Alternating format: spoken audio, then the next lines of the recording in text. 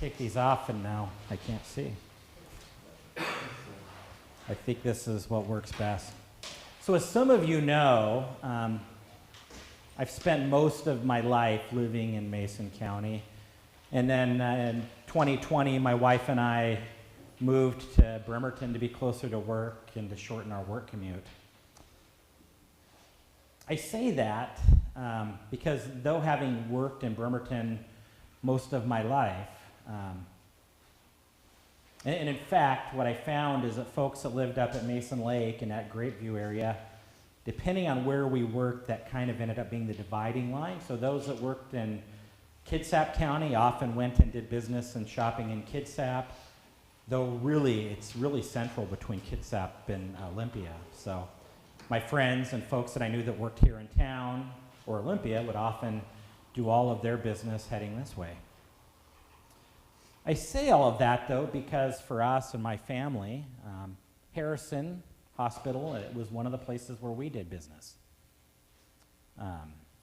That hospital was formed many years ago, and in fact, knowing the history, I have an uncle that was born in one old hospital in Bremerton. My mom was born in another, and I was born in '73 in what was then the new Harrison Memorial Hospital.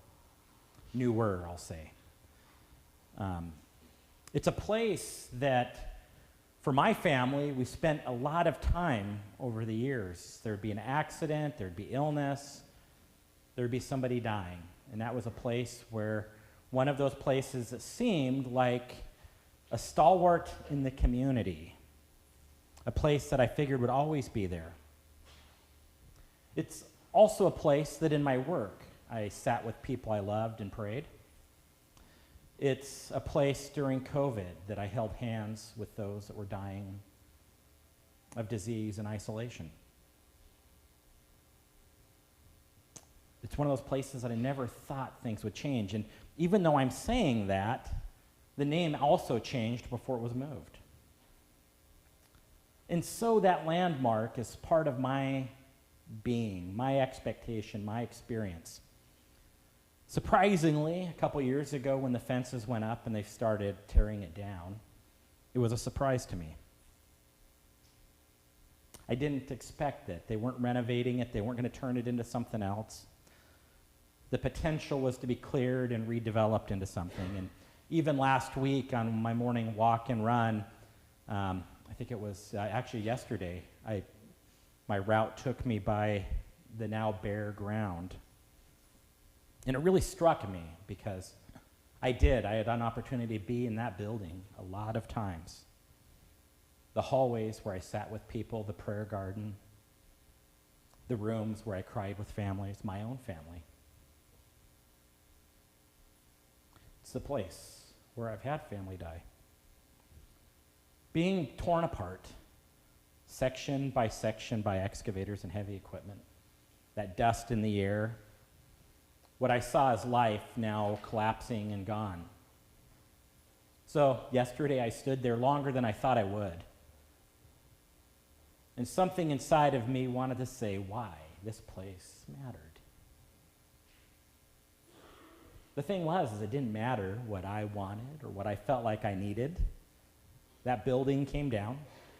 And you know what? There is a new building that is quite grand, and I've seen great care happen there, and that building will be prepared to be there for as long as it needs to be there.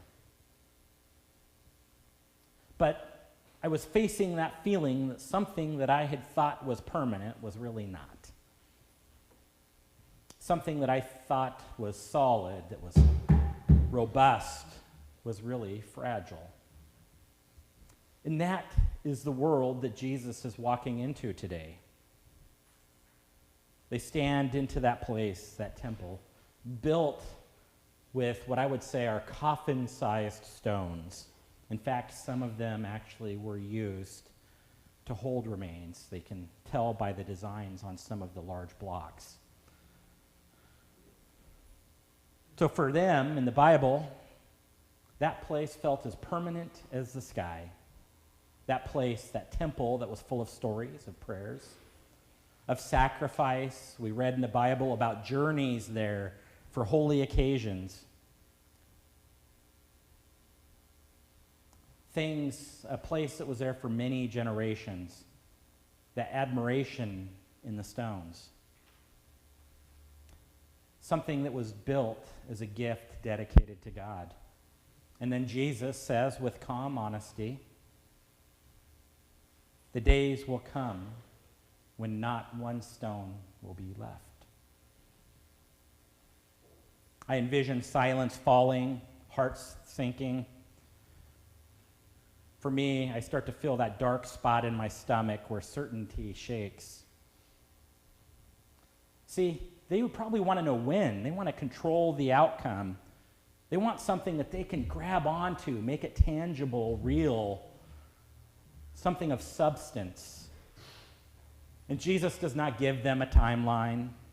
He gives them something better. He tells them not to be led astray, not to chase loud voices, not to panic when the world shakes and seems uncertain. Because wars will come, earthquakes happen. We all sadly experience hard days. People that are trusted may fail. And sometimes people even turn against each other. It may feel like the ground beneath you, beneath them, is splitting apart. But their souls are held. And by their perseverance, by their endurance, they will gain them. See, Jesus gave them something to stand on when they felt like things were failing. And I think that's really important. So Paul, in the second reading, is speaking into that same world, speaking to a community that was overwhelmed and confused. The people were frozen by fear. Some had stopped contributing. Some waited for others to carry and do everything. And Paul said, do not grow weary in doing what is right. That's not because God needs productivity. It's because God needs steady faithfulness. And that's one of the ways that we stay grounded in an uncertain world. That's what keeps our souls awake. So both of these readings, I feel like, reach into our lives today. So much of our world seems fragile. Wars, divisions, genocide. Institutions that we once trusted feel shaky and uncertain. Boy, even the church sometimes feels uncertain about its future. And every day we hear new predictions, new warnings, new voices claiming they alone know the truth. How seductive is that, the truth? For me, it's easy to feel tired. It's easy to worry that the stones in our own lives might not hold. And that is right where Jesus meets us. Because Jesus does not promise that everything will be the same. He does not promise what was built will last forever. He does not promise that we will avoid hardship. What he promises is presence. What he promises is wisdom. What he promises is that our souls are not as fragile as buildings, as hard things. Though I feel like sometimes maybe our minds might be. There's a line in today's gospel that stays with me. They will give you an opportunity to testify. See, most of the time, testimony is not a speech. It's a way of living. It's those very small moments of courage, of love, of care. When the world shakes, yet you choose kindness. When fear rises, you choose truth. When chaos grows, you choose steady faithfulness. When you keep doing what is right, even when you are tired, confused, or overwhelmed. See, that is a tangible, real testimony, and that is endurance. And that is how souls grow strong. And that's what I see happening in St. David right now. St. David is living through a season where some stones feel like they're shifting. Some things feel uncertain.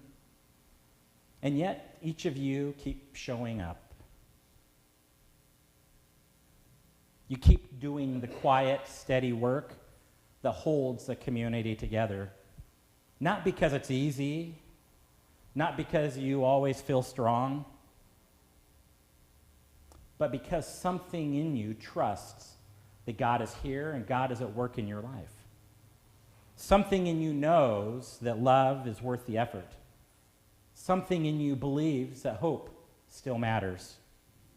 And when I think about that hospital coming down, I cannot help but think about St. David's. Not because this church is falling, but because this place carries the same kind of weight for so many of you. A weight made of memory and belonging. A weight made of moments that shaped your lives. A weight made of people no longer here, but whose love still echoes in these walls. I know some of you can point to the exact pew where you first walked in after a loss. Some of you will remember where you sat when you prayed for someone you loved. Some of you can still hear the voice of a friend who now rests in God's care. Some of you have laughed in this room until your ribs hurt. And I know some of you have cried when you felt like your heart could not hold one more crack. And all of it has been holy. When I walk into this space, I feel the beauty of the stained glass. I feel the warmth of stories because many of the things you see in here that we take for granted have important stories. And we have some storytellers here too. I feel the presence of God in the ways each of us greets each other. I feel the weight of a community that has carried so much to be strong together. But even the most beloved places cannot stay the same forever. Not because they lose their beauty, but because the Spirit keeps calling us forward to something new, to something different. Calling us to new compassion, to new courage, new ways of being the church, new ways of loving the world. And change, even when led by God, can stir something deep in the soul. It can make us feel unsteady. It can stretch us in ways we did not expect. It can make us look at our own lives and realize that there are places where stones are shifting too. But here's the promise. We do not face any of this alone. God is already here. God is at work in your life. God is already holding you and strengthening you. God is giving you the courage to step into a future that you cannot yet see. See, the disciples wanted certainty. They wanted clear signs. They wanted something that they could grab onto. And Jesus offered something better. A soul that can stand when the world shakes. A soul rooted in God's love. A soul that endures. And that gift is still ours. We must receive it with open hearts. May we trust that the Spirit is guiding us. And may we walk forward together, held by the one that never lets us go. Amen.